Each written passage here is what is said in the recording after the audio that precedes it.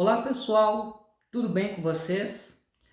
Ao longo do século XX, se consolidou uma determinada leitura que identificava ou que associava comunismo e ateísmo. Pelo menos isso é o que nós podemos verificar se nós olharmos algumas fontes, principalmente do meio religioso, com um perfil político e teológico mais conservador. Tá? Esse tema, né, essa associação entre comunismo e ateísmo é o foco do meu trabalho, mais especificamente do quarto capítulo do meu livro Espectro do Ateísmo, Construções de uma Alteridade Antagônica na História do Brasil. Eu já fiz alguns vídeos aqui no canal falando, né, sobre o livro e sobre alguns dos capítulos que eu escrevi. Dando continuidade a esse trabalho, hoje eu vou falar então sobre o capítulo 4, que é o capítulo onde eu trato sobre essas construções de sentido depreciativas sobre o ateísmo no Brasil, agora no século XX. E, de maneira particular, essas construções de significados elaboradas no interior de segmentos com perfil político e teológico conservador e reacionário dentro do catolicismo. Pois bem, né? Antes de mais nada, né, antes de adentrar no assunto aqui do vídeo de hoje, né, meu nome é Ricardo, sou professor de História e faço pesquisas relacionadas à história do ateísmo. Então, se você está chegando aqui no canal pela primeira vez, peço que assista o vídeo, dê aquele like, se inscreva no canal e, se puder, compartilhe o vídeo, enfim, ajude na divulgação desse conteúdo, que isso ajuda a fortalecer esse trabalho que eu desenvolvo aqui na internet. Bom, pessoal, dito isso, então vamos falar um pouco sobre essa questão da relação entre comunismo e ateísmo desenvolvida aí em alguns segmentos, alguns setores religiosos no Brasil ao longo do século XX.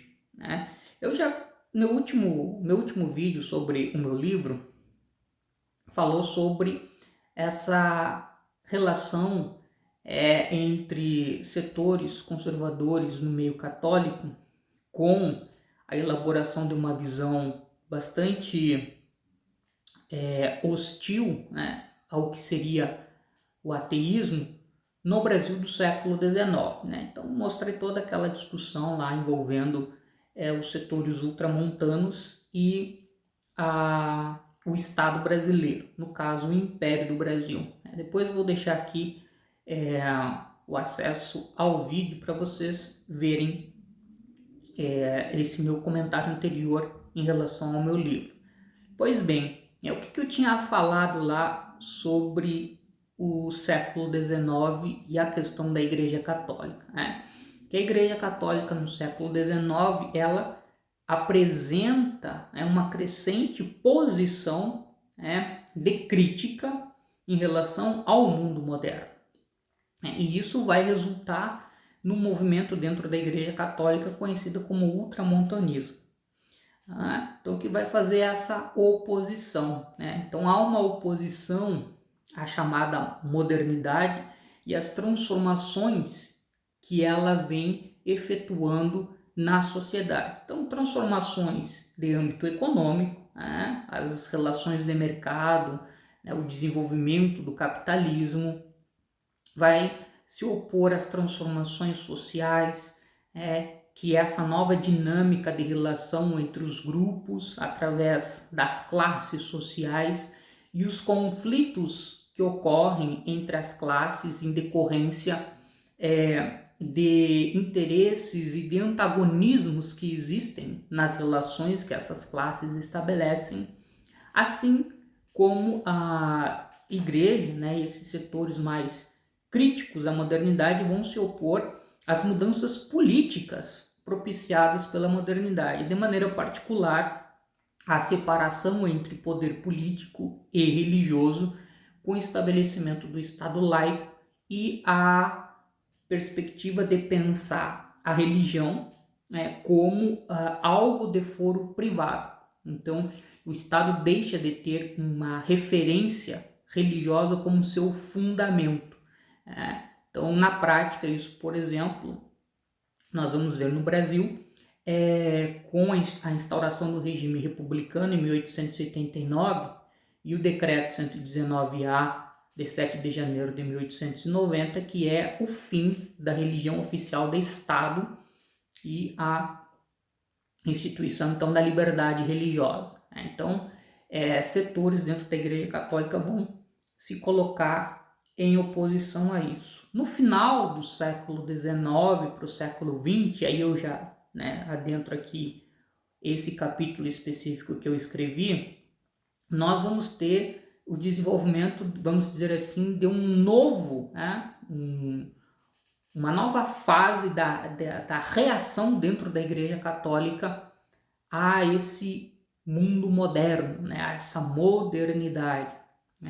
Então, no século XIX, nós tivemos o ultramontanismo e ali na virada do século XIX, já para o século XX, nós vamos ter aquilo que ficou conhecido como o integrismo católico. O integrismo católico, ele quer dizer aqui, é uma referência a uma organização de setores dentro da Igreja Católica, naquele momento, que vão reforçar essa posição de crítica ao mundo moderno a partir de uma série de pressupostos de teor teológico e político. Então, os setores integristas dentro da Igreja Católica, eles vão fazer uma defesa da tradição, de um modelo de sociedade hierárquica, teológica, estamental. Eles vão fazer uma defesa do papel da Igreja como um papel central na vida da sociedade. Vão fazer também uma defesa da autoridade do Papa para a condução da vida social nos assuntos religiosos. Então, o Papa vai se tornar uma autoridade central. A gente não pode esquecer, por exemplo, que no Concílio Vaticano I, na segunda metade do século XIX, que se institui o dogma da infalibilidade papal. Então, o Papa nunca erra, como um representante direto de Deus na Terra. Então, isso é reforçado, esse dogma da infalibilidade papal acaba sendo reforçado pelo integrismo. E uma outra coisa que o integrismo vai desenvolver são as ambições políticas. Então, a ideia de que a Igreja precisa tomar um conjunto de ações no sentido de voltar a influenciar a vida política. Voltar a influenciar a vida política significa influenciar governos. Então, há uma ambição política aí dentro do integrismo. Um outro movimento que se dá, uma outra leitura, melhor dizendo, que é feita entre setores mais conservadores da Igreja Católica, é o desenvolvimento de uma atitude crescentemente anticomunista, que é a ideia de entender o comunismo como mais uma forma de expressão do mundo moderno, Então, como parte de um pensamento político que vai reforçar a ideia da sociedade dividida em classes com interesses antagônicos, que existem exploradores e explorados e que é preciso fazer uma revolução para acabar com essa realidade de exploração e de desigualdade, consequentemente criar uma sociedade igualitária. Dentro dos setores hostis ao mundo moderno, na Igreja Católica, o comunismo ele vai ser visto enquanto pensamento político, enquanto forma de pensar uma nova organização social, política e econômica vai ser visto como uma manifestação, como um sintoma do mundo moderno que afasta Deus e, consequentemente, afasta a igreja da vida das pessoas. Então, tanto entre os ultramontanos como entre os integristas, a posição anticomunista ela será muito reforçada, né? Eu aqui até faço uma referência a uma encíclica, né, publicada em 1937 pelo Papa Pio XI. Essa encíclica, chamada Divinis Redemptoris, ela é provavelmente a encíclica que traz a posição mais radical, mais direta da posição anticomunista da Igreja Católica. Tá? Então, em um dos trechos dessa encíclica, o Papa Pio XI diz o seguinte, né? Ele fala que existe uma alteridade, né? Existe uma relação irreconciliável entre a doutrina cristã e o comunismo. As duas coisas não podem coexistir e não podem dialogar. E aí diz um trecho: é do comunismo denominado bolchevista e ateu que se propõe como fim peculiar revolucionar radicalmente a ordem social e subverter os próprios fundamentos da civilização cristã.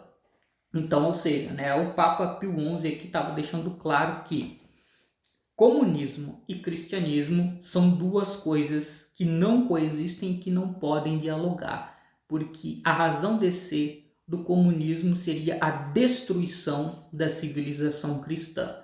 Então, qual deveria ser a posição do católico perante isso, de acordo com o Papa? Fazer o combate ao comunismo.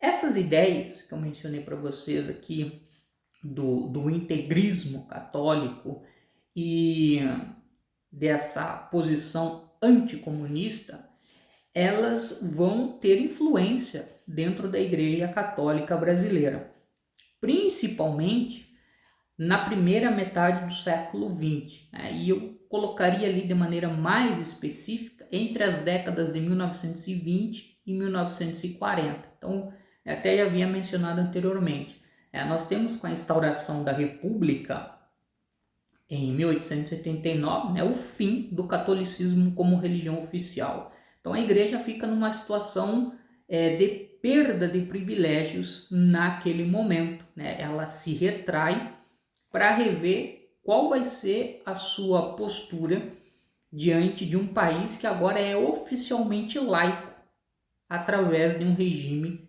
republicano. E a partir da década de 1910, começa a ganhar força dentro da Igreja Católica Brasileira um movimento de reocupação do espaço público e de busca de influência política no Brasil.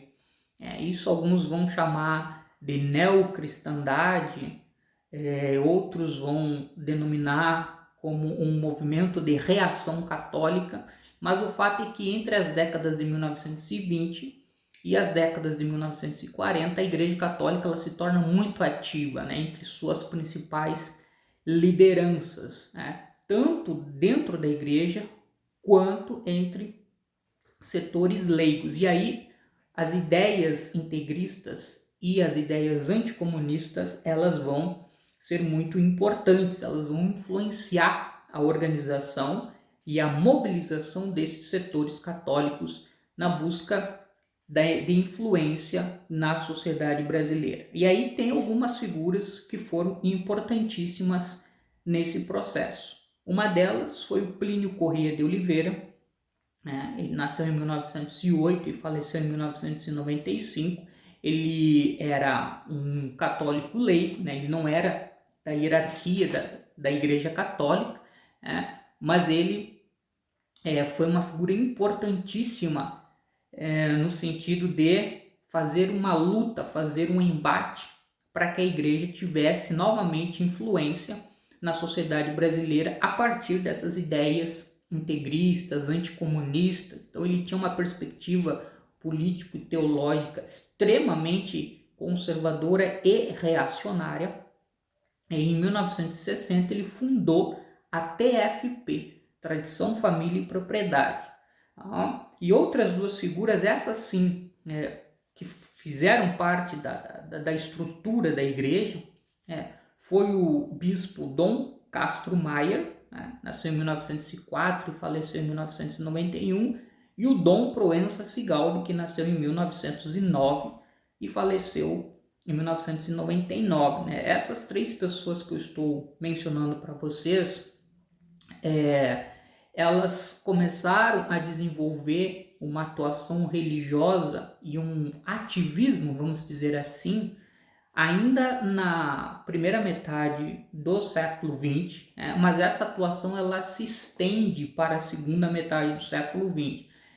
Só mencionando que na segunda metade do século XX, então a partir da década de 1950, a correlação de forças dentro da Igreja Católica ela começa a mudar.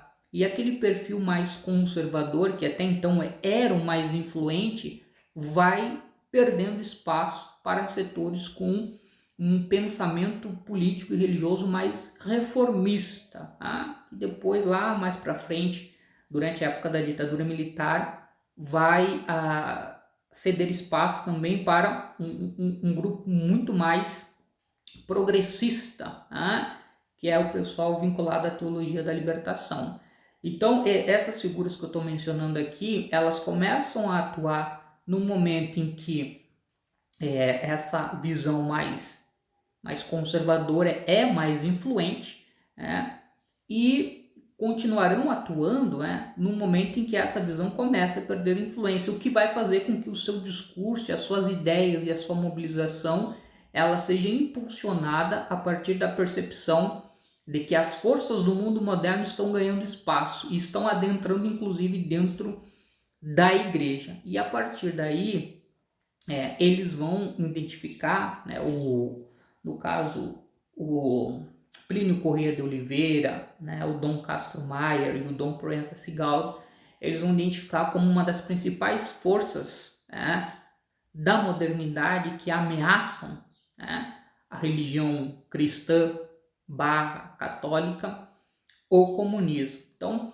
eles vão ser bastante enfáticos em afirmar que o comunismo é o ateísmo. O comunismo é a expressão do ateísmo com toda a sua força no século XX. E que a partir da Revolução Russa, em 1917, e depois com outros países ao longo do século XX, passando a viver sob regimes comunistas, tudo isso vai chamando a atenção deles para o fato de que o comunismo ele se torna uma ameaça real que pode destruir toda a civilização cristã. O comunismo interpretado aqui como uma arma utilizada pelas forças do mal, por Satã, para uma guerra contra os filhos de Deus. Uma outra questão que também que esses autores associam, que é a ideia de que o comunismo ateu ele é algo imoral, tá? E aqui eu trago um trecho para ilustrar isso, que é do Dom Proença Sigaldo, na carta pastoral O Comunismo Ateu, tá? Que é lá da década de 1960. E ele diz o seguinte: o comunismo, que é materialista, ensina que não existe moral. Quando uma ação é útil ao partido, é boa. Quando prejudica o partido, é má. Então, ou seja, o comunismo ele é intrinsecamente ateu. Isso é até um termo do Papa Pio XI, naquela encíclica que eu mencionei para vocês. O comunismo é intrinsecamente ateu e é imoral. Não existe verdade, não existe o que é certo, tudo depende das conveniências e dos interesses políticos do momento. Então isso bate de frente com uma ideia de que existe uma verdade eterna e absoluta de acordo com um credo religioso. E uma outra questão que eles colocam é que o comunismo ele representa uma tentativa por parte das forças do mal de fazer uma revolução contra a ordem instituída por Deus. Então, o comunismo é uma revolução contra Deus.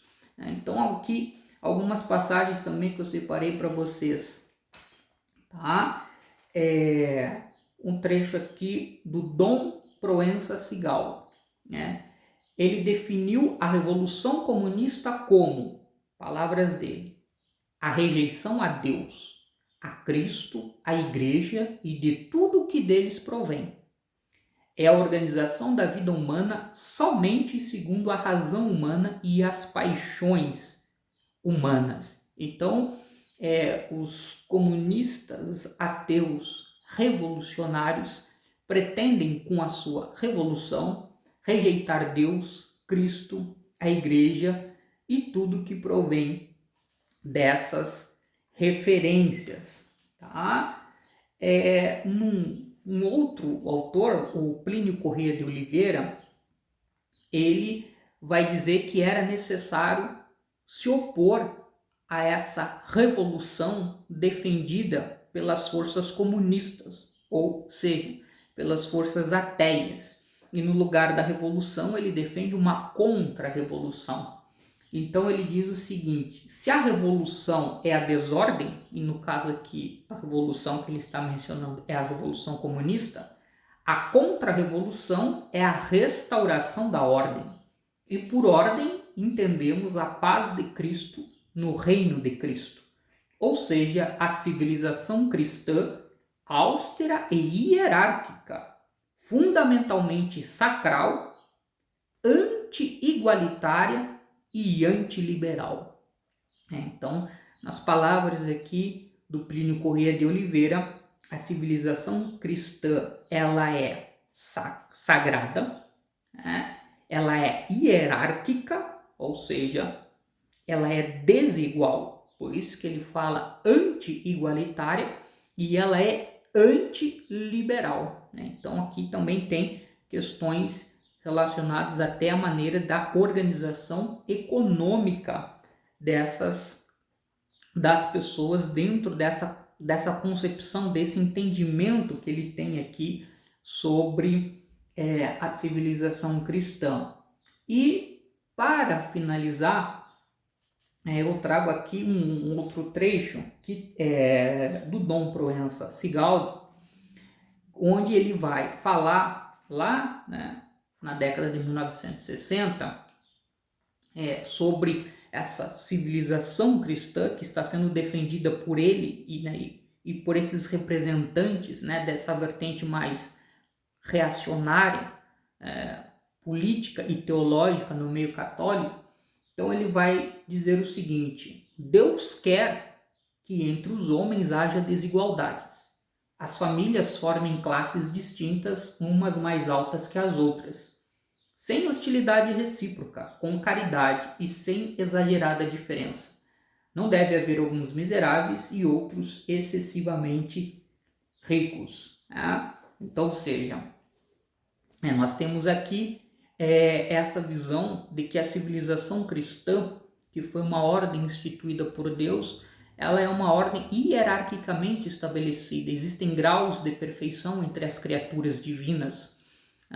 Então, consequentemente, o comunismo, como uma proposta de criar uma sociedade igualitária, se coloca numa posição de destruição daquilo que foi instituído por Deus.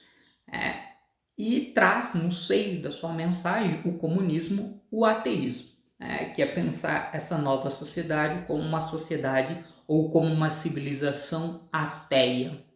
E aí, essas figuras que eu mencionei para vocês, digamos assim, como cruzados, como arautos, na defesa dessa ordem cristã concebida por eles, desenvolveram todo o seu ativismo e a sua luta política no Brasil ao longo do século XX. Né? Lá depois, com a ditadura militar, né, esses grupos que já vinham perdendo força ali a partir da década de 1950, eles vão ficando cada vez mais marginalizados dentro do próprio meio católico, como na sociedade como um todo. Porém,